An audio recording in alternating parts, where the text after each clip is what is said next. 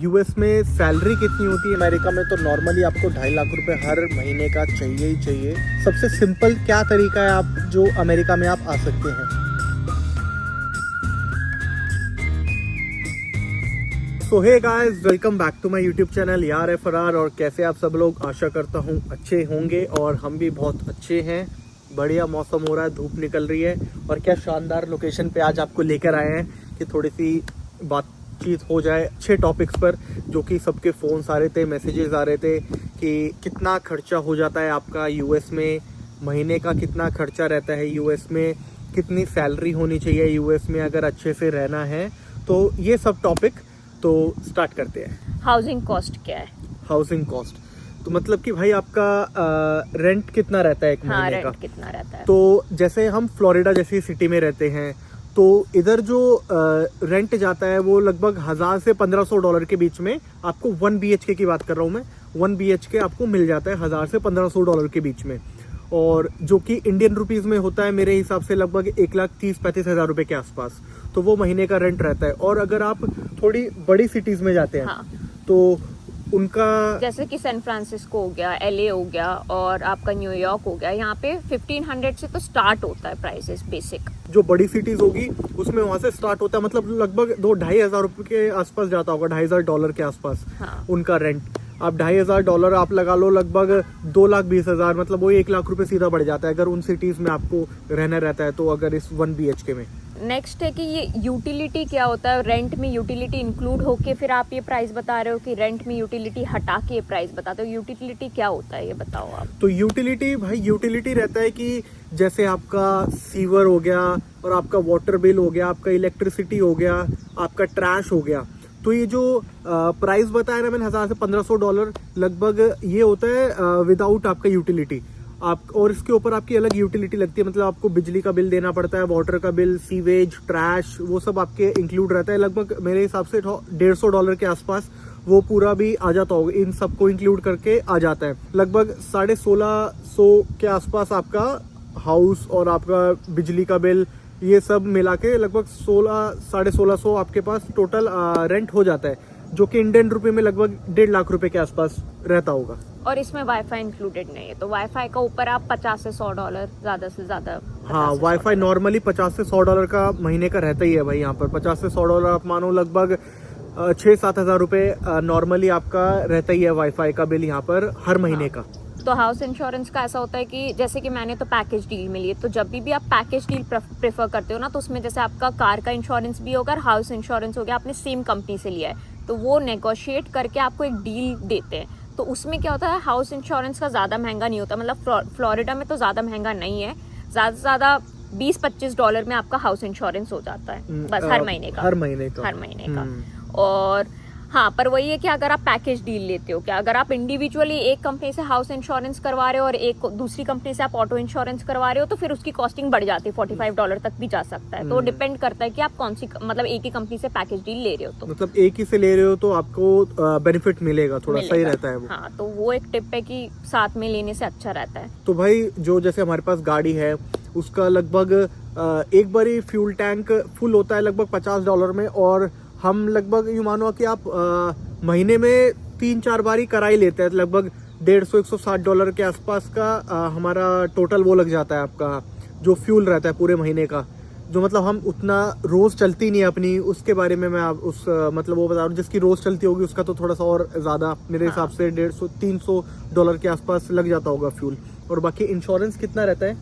Insurance फिर अब insurance कैसा रहता है, पहले यहाँ के रूल्स के हिसाब से क्या होता था कि अगर आप कोई भी कंट्री से आए हो तो आपका ना वो हिस्ट्री भी कंसिडर किया जाता था कि आपको उस कंट्री में ड्राइवर्स लाइसेंस कब, मतलब कौन सी ईयर में आपको मिला था, है ना, वो हिस्ट्री भी कंसिडर की जाती थी। बेस्ड ऑन दैट आपको एक्सपीरियंस ड्राइवर समझ के आपका इंश्योरेंस कम रहता था।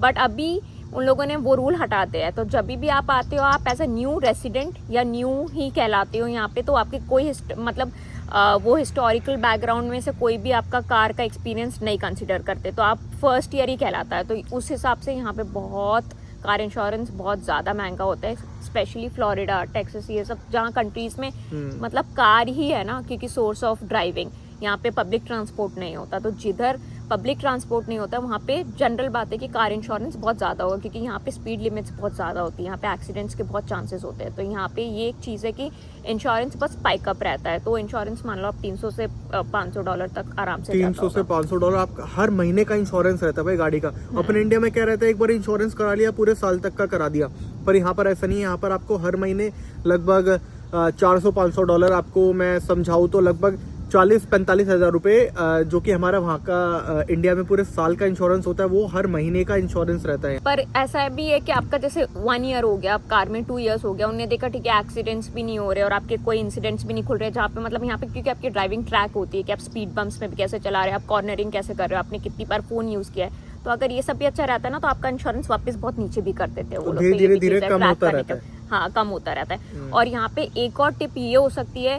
कि अगर आपके यहाँ पे फैमिली रिलेटिव्स रहते हैं या फ्रेंड्स के साथ सेम इंश्योरेंस में ऐड होते हो ना, जैसे इंडिया में शायद होता होगा, जब भी आप इंश्योरेंस में ऐड हो जाते हो तो इंश्योरेंस फिर भी कम हो जाता है, आपको इंश्योरेंस कम, पर आप इंडिविजुअल इंश्योरेंस के लिए जब अप्लाई करते हो तब बहुत ज़्यादा एक्सपेंसिव होता है। पर आप किसी के साथ मतलब पिच कर लोगे ना तो फिर वो सही रहता है। पर फिर उसके साथ एक डिसएडवांटेज ये भी है कि जिनके साथ भी आप अपना इंश्योरेंस शेयर कर रहे हो ना, तो आपका फिर बिलिंग और शिपिंग एड्रेस सेम होना चाहिए, तब भी वो एप्लीकेबल होगा। अलग अलग बिलिंग एड्रेस पे आप एक इंश्योरेंस में मतलब शेयर नहीं कर सकते हो। तो अब आगे पहुंचते हैं भाई ग्रोसरी पर। ग्रोसरी का कितना खर्चा आ जाता है, मतलब यूएस में अगर आप रह रहे हो, मतलब खाने पीने का कितना खर्चा आ जाता है आपका महीने का। तो मतलब जैसे नॉर्मल जो आपका अच्छी डाइट रहती है, ऐसी बात नहीं है, हर चीज़ आपकी रोटी बन रही है, चावल भी है, सब्जी भी है, रोज़ सब्जी 2 टाइम बन रहा है और ब्रेकफास्ट भी आप अच्छा कर रहे हो, तो उस हिसाब से $250-300 के आसपास आपका महीने का इसका खर्चा आ जाता है। लगभग $300 आप मेरे हिसाब से लगा लो, आप 25,000 रुपये का आपके हिसाब से ग्रोसरी का खर्चा आ जाता है टोटल आपका महीने का। हाँ, पर ये भी पॉइंट है कि वेजिटेरियंस के लिए, क्योंकि हमने अभी वो कुछ लिया नहीं है ना नॉन वेज। हाँ, मतलब वेजिटेरियन का हिसाब मतलब वही हल्का ऊपर नीचे, ज़्यादा नहीं होगा, मतलब वही 2-4 हज़ार रुपये ज़्यादा, जिसका मतलब अगर वेजिटेरियन का 25 आ रहा है तो अगर कोई नॉनवेज खा तो उसका 30 आ जाएगा ज़्यादा से, तो बस इतना ही फ़र्क रहता है। 25-30 हज़ार रुपये आपका नॉर्मली खर्चा हो जाता है ग्रोसरी पर। आपका $250-300 था, ये उसका खर्चा था कि मतलब ग्रोसरी का जो आप घर में लेके आ रहे हो। घर में अगर जैसे आपका मन कर रहा है बाहर खाने का, या कभी बाहर जा रहे हो, वीकेंड्स पे जा रहे हो, तो नॉर्मली आपका $50 नॉर्मली आपका बिल बन ही जाता है। मतलब उसमें भी क्या आता है, एक रोटी, एक सब्जी और कुछ एक और चीज़ हल्की सी कुछ ले ली उसके साथ तो ले ली, तो उसका भी नॉर्मली $50 बन जाता है। बाहर का भी और अंदर का भी टोटल मिला के $500 के आसपास आप मान लो कि आपका टोटल खर्चा हो जाता है खाने पीने पे, आप जो भी मतलब चीजें। अच्छा, हाँ, अगर घर की ग्रोसरी मिला के और अगर आप बाहर भी कभी वीकेंड्स पे जाके खाते हो उसको मिला के 45,000 रुपये मान लो आपका खाने खर्चे का अंदर बाहर का हो जाता है टोटल मिला के सारा। का नेक्स्ट है मेडिकल इंश्योरेंस। मेडिकल इंश्योरेंस, तो यहाँ पर भाई मेडिकल इंश्योरेंस भी आपको हर महीने देना पड़ता है। यहाँ पर ये चीज़ है कि भाई जैसे अपने इंडिया में था कि एक पूरे साल का बन जाता है, पर यहाँ पर ऐसा नहीं है। यहाँ पर आपको हर महीने आपको इंश्योरेंस देना पड़ता है हर चीज़ का। जैसे जो इधर पे काम कर रहे हैं जैसे H1B वगैरह पे, तो ऑब्वियसली हमारी कंपनीज प्रोवाइड करती है इंश्योरेंस। जैसे सेम चीज़ मुझे लगता है इंडिया में भी है, जो भी वर्किंग प्रोफेशनल्स होते हैं उनको ऑलरेडी उनकी कंपनी प्रोवाइड करती होगी, तो वो कम से कम $100 से $300 रहता है ना। उसमें आप अपने डिपेंडेंट को भी ऐड कर सकते हो। पर वही अगर फैमिली होती है, बड़ी फैमिली जैसे मदर फादर हो गए और उनके बच्चे हो गए, तो 1000 से 2500 आराम से जाता है इंश्योरेंस, मेडिकल इंश्योरेंस मतलब 500 से 1000 नॉर्मल जाता है। जैसे है। सिंगल बंदे का ही अगर 100-300 तक जा रहा है, तो अगर 4-5 बंदे होंगे तो वही 1000-1500 के आसपास टोटल वो भी आ जाता है आपका खर्चा। हाँ, और यहाँ पे एक और चीज़ है ना, जैसे इंडिया बहुत एक्सेसिबल है, आप जाओगे जगह जगह डॉक्टर्स का क्लिनिक्स है, जगह बहुत आराम से अपॉइंटमेंट भी मिल जाते हैं, आप जल्दी से चेकअप भी करवा सकते हो। पर यहाँ पे हर चीज़ अपॉइंटमेंट है। कई बार तो ऐसा भी होता है कि आपको 1-2 महीने तक वेट करना पड़ता है, 3 महीने तक भी वेट करना पड़ता है। तो यहाँ पे सब अपॉइंटमेंट बेसिस पे चलता है, यहाँ पे आपका वॉक इन नहीं रहता है। पर एक जगह जैसे उनने वॉकिंग का भी एक तरीका बनाया है जिसको बोलते हैं अर्जेंट केयर बोलते हैं। बहुत ज़्यादा अर्जेंट केयर्स हर जगह पे बने रहते हैं, तो वहाँ पे आप जाते हो, पर वही रहता है कि कॉस्ट बहुत एक्सपेंसिव होता है। तो अगर आपकी इमरजेंसी है ना, तभी आपको वॉक इन करना चाहिए, ऐसा रहता है। पर मेडिकल बाकी सारे इंश्योरेंस में, जैसे ऑब्वियसली ऑटो इंश्योरेंस या कार इंश्योरेंस बोल लो, वो ऑब्वियसली फ्लोरिडा जैसे स्टेट्स में हाई रहता है, पर medical insurance all over US में हाई ही रहता है मेडिकल इंश्योरेंस। वो तो मतलब नॉर्मल ये कि भाई सबको ही पता है कि यूएस में अगर मतलब अगर आप हॉस्पिटल में चले गए, बीमार हो गए, तो आपको दिक्कत ही हो जाएगी। मतलब बहुत ही ज़्यादा बिल बना देते हैं यहाँ पर, हालत टाइट है मतलब उस चीज़ की। तो यहाँ पर इंडिया में अपना बहुत सस्ता है इस चीज़ में, और यहाँ पर बहुत ही ज़्यादा मतलब ओवर एक्सपेंसिव जिसको कह सकते हैं वो चीज़ है यहाँ पर। हाँ, क्योंकि वो क्या करते हैं, जैसे आप डॉक्टर के पास गए अपॉइंटमेंट के बाद, तो उनने क्या क्या आपके टेस्ट करे, क्या क्या कितनी कॉस्टिंग आपको पता ही नहीं चलेगा। डायरेक्ट आपके इंश्योरेंस से कटेगा, जब आप घर आओगे, जब बिल जनरेट होगा आपको तब पता चलता। तो ऑन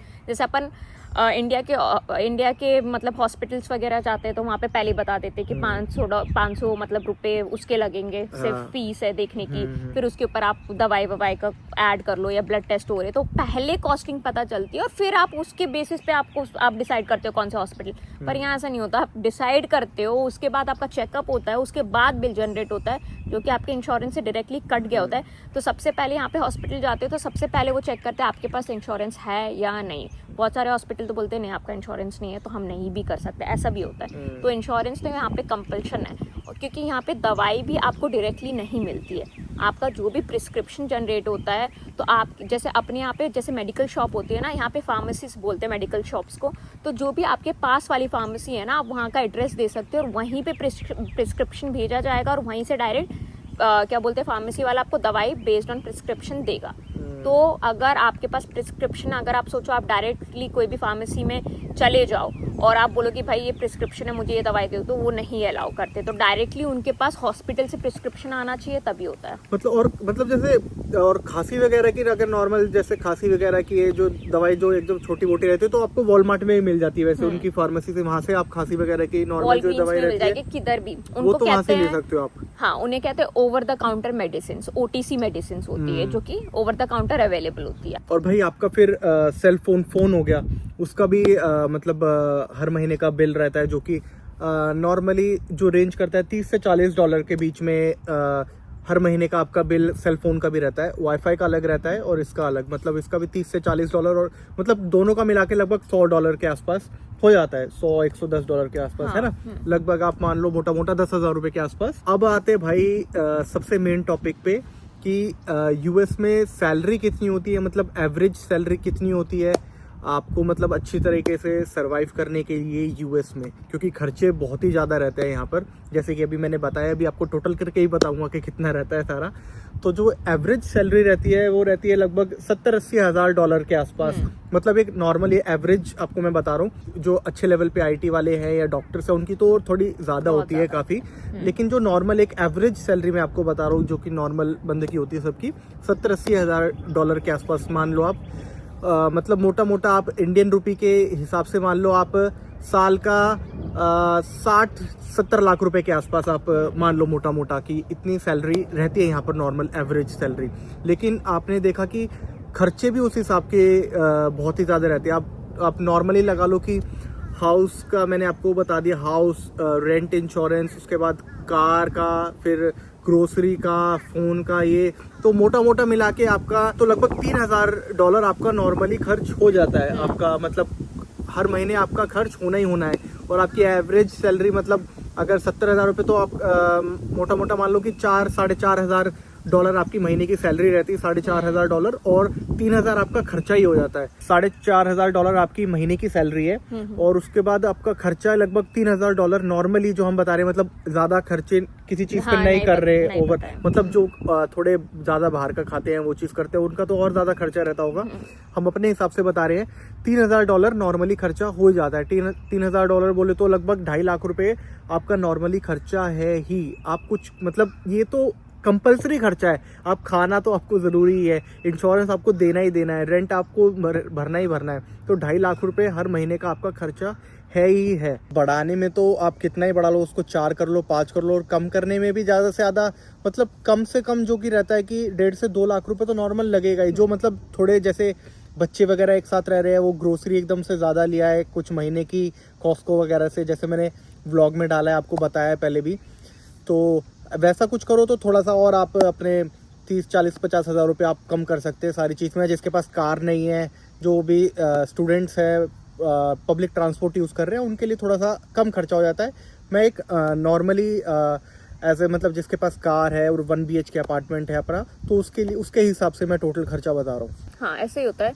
क्योंकि स्टूडेंट्स के लिए यही है कि स्टूडेंट्स के लिए बाकी के खर्चे और होते हैं, तो ये वाला ऐसे ही रहता है कि वो लोग जनरली शेयरिंग में रहते हैं, वहाँ पे आपका कॉस्ट कट डाउन हो जाता है। फिर आप ग्रोसरी भी लेके जाते हो, जैसे अगर मैं सिंगल रह रही हूँ जैसे, तो मैं तो अपना वॉलमार्ट प्रेफर करूँगी, पर आप स्टूडेंट्स हो, आप शेयरिंग में रह रहे हो, फिर आपका यही है कि आप लोग कॉस्को वगैरह प्रेफर कर सकते हो, तो वहाँ पे भी आपका कॉस्ट कट डाउन हो जाता है। आप वापस कार, अगर कार भी मिल लेते हो तो एक्चुअली आप लोग मिल के ले सकते हो, कार भी बहुत स्टूडेंट्स यहाँ पे मिल के ले लेते हैं। इंश्योरेंस, फिर उसमें भी इंश्योरेंस भी आप लोग का शेयर हो जाता है, तो क्या है कॉस्ट कट डाउन हो जाता है। और यहाँ पे जनरली यूनिवर्सिटीज़ जो रहती है उनका खुद का पब्लिक ट्रांसपोर्ट रहता है, तो उनके खुद के बसेस रहते हैं, तो वो जो एक्सेसिबल रहते हैं, तो वो आपके लिए फिर से ईजी पड़ जाता है कि अगर आपके पास कार नहीं भी है तो ऐसा रहता है कि स्टूडेंट्स जो रहते हैं उनके लिए फिर कॉस्ट कट डाउन हो सकता है। और वैसे भी इंडियंस बहुत स्मार्ट होते हैं, जिनको यहाँ पे सर्वाइव करना होता है, आप सर्वाइव कर जाते हो होते हैं। ऑब्वियसली जैसे दीपांशु ने बताया, कुछ कॉस्ट तो आप नहीं कट डाउन कर सकते हो, हाँ, पर आप स्मार्टली उनको मिनिमाइज कैसे कर सकते हो वो पॉसिबल होता है। तो ये एक तो भाई लगभग आपका 2.5 लाख रुपए आपको अगर रहना है अमेरिका में, तो नॉर्मली आपको 2.5 लाख रुपए हर महीने का चाहिए ही चाहिए, जो कि खर्च होना ही होना है आपको। उससे कम कर लो या वो कम कर लो, बच जाएगा, वो तो आपके लिए ये अच्छा है। तो वो ये कि नॉर्मली इतना आ जाता है, मतलब एक एवरेज के हिसाब से बता रहा हूँ कि 2.5 लाख रुपए खर्चा हो ही जाता है। मैं आपको क्वेश्चन पूछ रही हूँ कि अगर आप वीकेंड पे एक बाहर जाते हो, जैसे अपन अभी कितनी बार गए, हर वीकेंड बाहर जाते हो, तो आपको क्या लगता है एक वीकेंड का कॉस्ट बताओ कि एक वीकेंड पे अगर कोई बंदा एंजॉय करने निकलता है यूएस में, तो कितना लग जाता होगा उसको? तो भाई अगर जैसे नॉर्मली अगर आप एक वीकेंड पे जा रहे हो, जैसे 5 दिन काम कर रहे हो, उसके बाद आदमी थका हारा सोचता है कि 6-7वें दिन मतलब सैटरडे संडे अच्छे से एंजॉय करे, तो नॉर्मली अब देखो खर्च करने की कोई सीमा नहीं है, लेकिन नॉर्मली जो कि मतलब यहाँ पर हो ही जाते हैं, तो $100 आपका पर डे, मतलब वीकेंड का लगभग $200 आपका खर्च हो ही जाता है पूरे वीकेंड पे।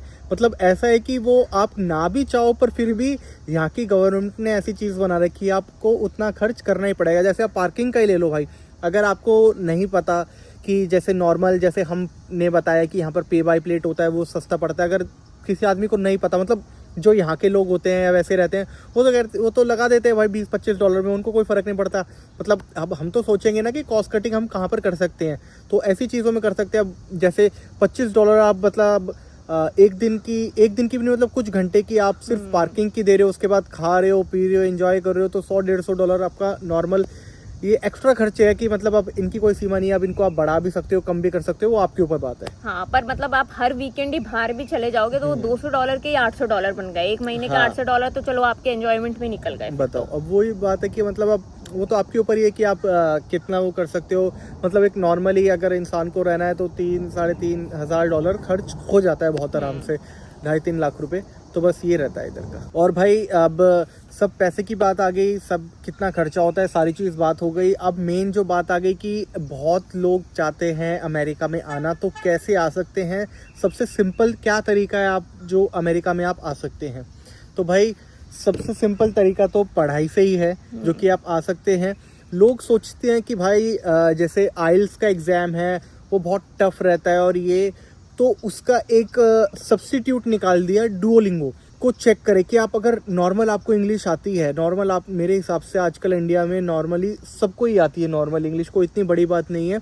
और जो डुओलिंगो होता है वो बहुत ही सिंपल टेस्ट रहता है आपका ना, मतलब कि आपसे बिल्कुल बेसिक चीज़ें पूछेंगे जो आपका 9th 10th 11th में जो आपने पढ़ी होगी, बिल्कुल बेसिक चीज़ें। जिसको इंग्लिश आती है वो मतलब ऐसा मानो कि 1 गो में ही, और उसकी ऐसी भी नहीं रहती कि आपको बहुत ज़्यादा प्रिपेयर करना पड़ेगा, 2-4 महीने लगाने पड़ेंगे, हफ्ते भर में आप डुओलिंगो का टेस्ट प्रिपेयर करके दे सकते हैं। वो यहाँ पर लगभग सभी यूनिवर्सिटीज़ में उसका मतलब वो वैलिड रहता है वो टेस्ट। हाँ। अब वो नया मतलब ज़्यादा लोगों को पता नहीं है उसके बारे में, पर मैं आपको बता रहा हूँ आइल्स जैसे थोड़ा सा टफ है, लेकिन जो डुओलिंगो है वो बहुत ही सिंपल और इजी गोइंग है। मतलब आप अगर चाहो तो बहुत ही आसानी से आ सकते हो, कोई ज़्यादा मुश्किल नहीं है इधर आने में मेरे हिसाब से तो। हाँ, जैसे पहले ऐसा होता था ना, जब आप कोई यूएस अगर आप स्टूडेंट वीज़ा पे आते हो तो आपको अगर जैसे आप इंजीनियरिंग करना चाहते हो तो यहाँ पे जीआरई या आईएलटीएस देना पड़ता था, या फिर आप एमबीए करना चाहते हो तो फिर आपको जीमैट देना पड़ता था, और इंग्लिश टेस्ट 2 होते, या तो आईएलटीएस दे लो या तो टॉफिल दे लो, ऐसा होता था। पर जीआरई जीमैट में से एक कंपल्शन होता था, और एक इंग्लिश प्रोफिशिएंसी टेस्ट आईएलटीएस या टॉफिल में से एक कंपलसरी होता था। पर अब और अच्छी हो गई यूनिवर्सिटीज़, और बहुत सारी चीज़ें उनने हटा दी है, तो क्या हो गया, अब जीआरई जीमैट भी कंपल्शन नहीं रहा है। पर और आइलेट्स और टॉफिल में ऑब्वियसली वो एक इंग्लिश प्रोफिशिएंसी टेस्ट इसलिए भी लेना चाहते हैं कि आप यहाँ पे आके सर्वाइव कर पाओगे कि नहीं, क्योंकि ये ऑब्वियसली इंग्लिश कंट्री है ना, यहाँ पे आप सर्वाइव कर पाओगे कि नहीं, तो वो टेस्ट उन्होंने नहीं हटाया।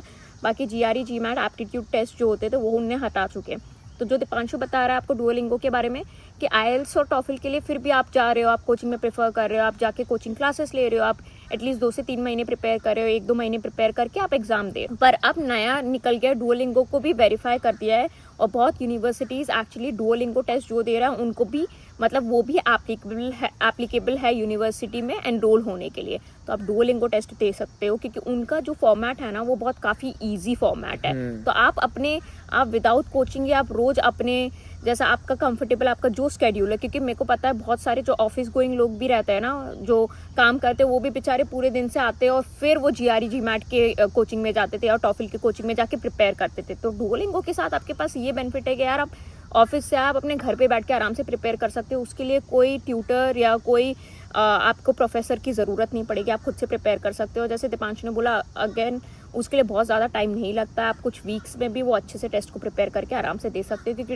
एक्चुअली दीपांशु ने खुद ने दिया हुआ है, हमने खुद ने ट्राई किया हुआ है। और वही है कि आप बहुत सारी यूनिवर्सिटी जिसमें अप्लाई करना चाहते हो वहाँ पे भी देख सकते हो कि डुओलिंगो को वो वेरीफाइड समझती है या नहीं समझती है तो आप सबसे बेस्ट है बाकी सारे एग्जाम्स में से डुओलिंगो कंसिडर करना चाहिए। जैसे मैं चेक कर रहा था तो लगभग मैक्सिमम मतलब आप मानो कि 80% यूनिवर्सिटीज एक्सेप्ट कर रही थी डुओलिंगो टेस्ट को, और बहुत ही इजी गोइंग है, बहुत ही सही है। तो भाई सबसे सिंपल तरीका है इधर आने का, कोई इतनी बड़ी साइंस नहीं है उसमें लगाने की।